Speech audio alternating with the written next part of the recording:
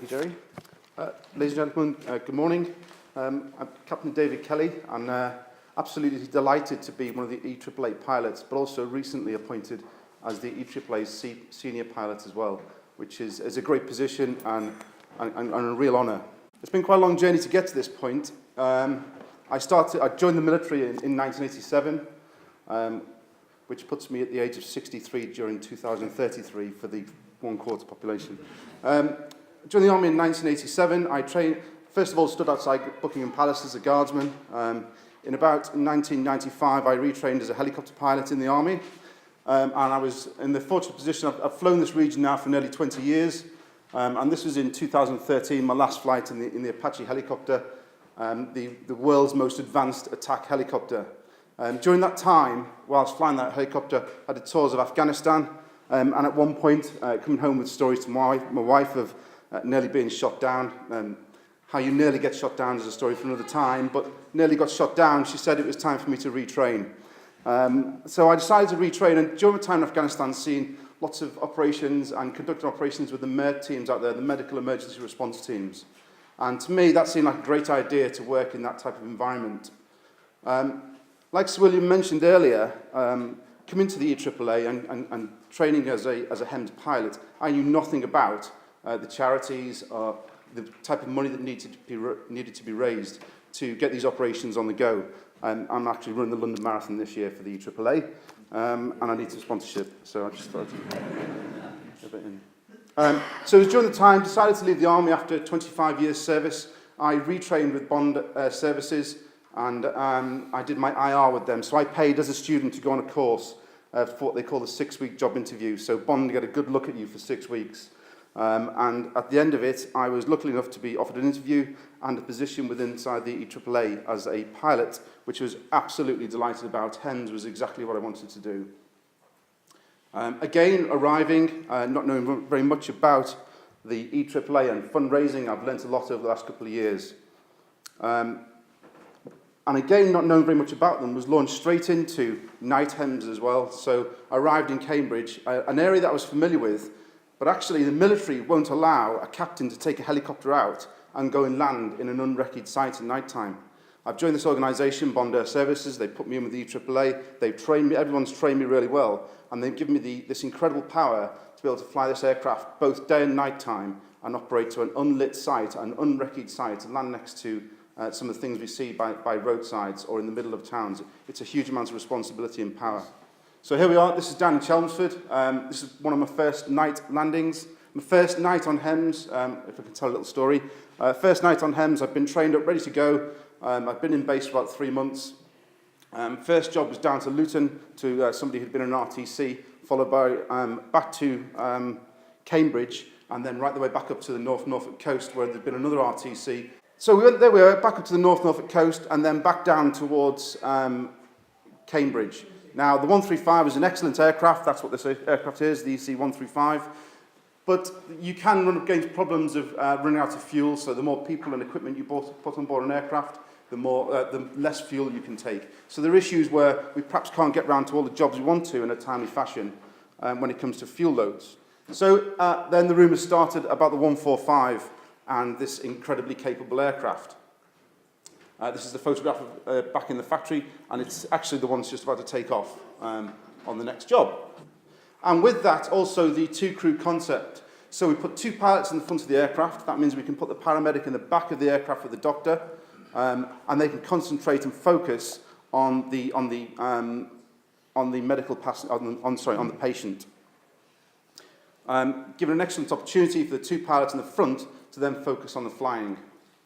It also changes the weather limits we're allowed to fly in as well, so it means we can fly in slightly worse weather conditions because we've got 2 people up front.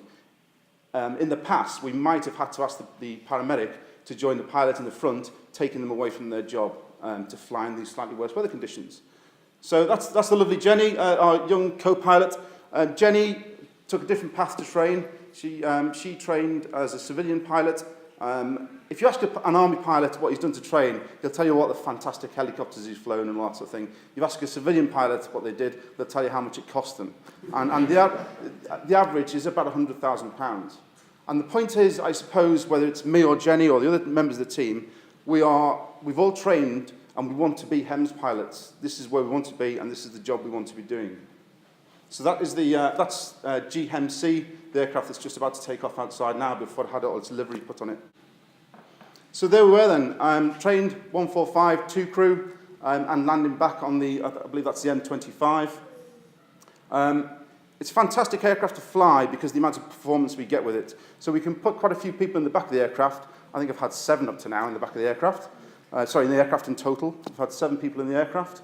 But to be able to do that, you need the power. You need the power to be able to get yourself into these rather tight spots to land. So as you can see, the landing on the M25 there is not as straightforward as perhaps landing at Norwich or Cambridge Airport, where you've got a nice big long runway and no obstacles. So on the right-hand side, we've got James, and we've got Al on the left-hand side. It's great in Cambridge and the E-Triple in general, but in Cambridge, we've got a whole load of new pilots in this year, captains and pilots, and we've been able to train them all from scratch. And I'm very keen to help the paramedics and the doctors when they get to scene. That keenness, I landed at a HEM site the other night. Before the rotor blades had stopped, Al was already out the aircraft carrying bags for the paramedics over a fence and helping with CPR before I'd even managed to shut the aircraft down. I didn't even know where he was. I had to call him on the radio. And Alistair said you were going to mention about pilot system with packaging and the trolley system we got on board the aircraft. Well, hopefully, if you come out and see the aircraft afterwards, we'll show you the trolley system on board the aircraft, and I'll show you, try and demonstrate just how proactive the pilots are in helping out with packaging patients. Am I allowed to say a cannulated gemma?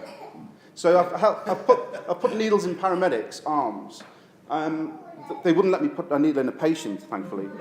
But the point of doing it is, if you know what they're doing and how stressful it is what they're doing, I know when not to bother them at scene. So I'm going to have to bother them at scene to say the weather's slightly worse and we need to think about leaving soon. Maybe bother them about time and other issues. But if you know how difficult it is what they're doing, you then perhaps wouldn't bother them at the wrong time.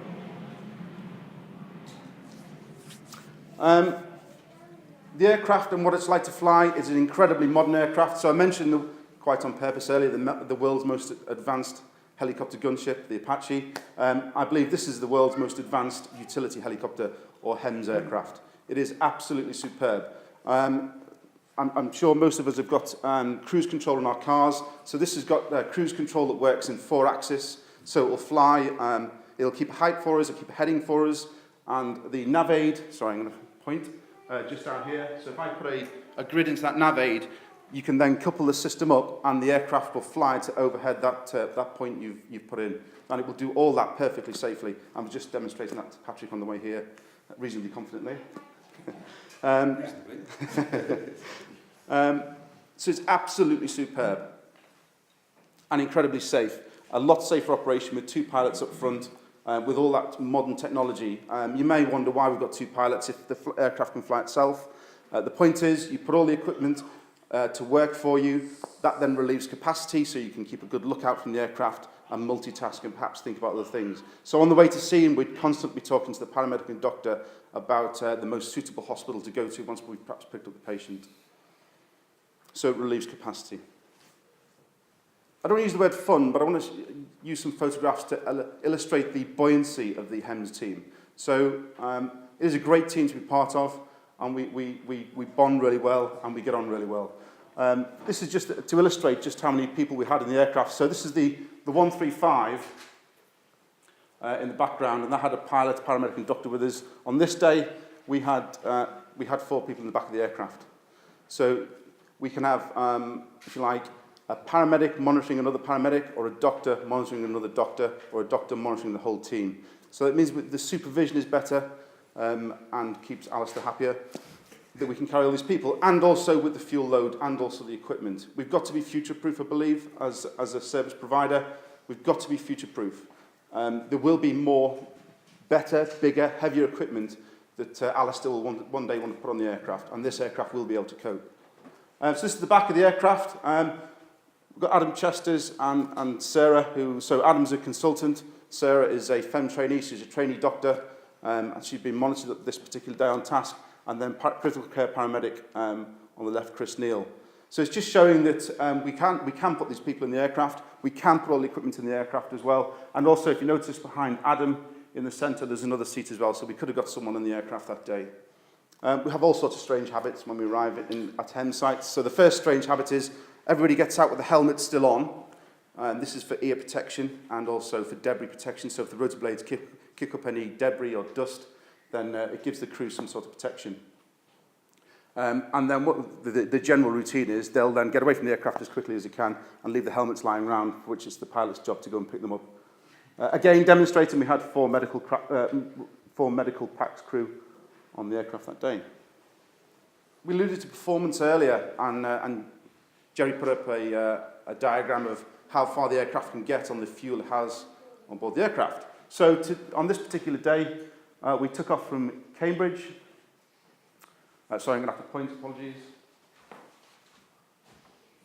So we departed Cambridge and went outbound to here, which was an RTC. It was then decided the suitable hospital for this patient to go to was into the centre of London. So into the centre of London, St George's we went to. It was perfect. I've not told you about this one yet, Alistair. Landed at St George's in London was perfect. They let us use our trolley. We were down in A&E within 2 minutes. It was superb. So really, that is a really good mission for us if everything flows really well and we can get people to A&E really quickly. So we then started our merry way back through London, outside London, talking to Stansted on our way back to Cambridge when we got retouched from another job. Now, if we were in another type of aircraft without as big a fuel tank, we wouldn't have been able to take the job. We'd have to go back to Cambridge. So in this particular case, we could then, with the 145, head down to the job, which was just north of Southend, service that job and take the patients all the way back to Adam Brooks' Marshall site, which was superb. To be able to react that quickly is absolutely fantastic and where we need to be. From the heart, and speaking to fundraisers, it's an absolute privilege and honour to meet the people of East Anglia who might be having possibly the very worst day of their lives. And to be able to do that, knowing that we have the right equipment, we can react in a timely fashion, and we've got well-trained people on board the aircraft, is fantastic, and it gives us the confidence to go forward and do that. So I'd just like to finish off by saying thank you very much to the fundraisers for that.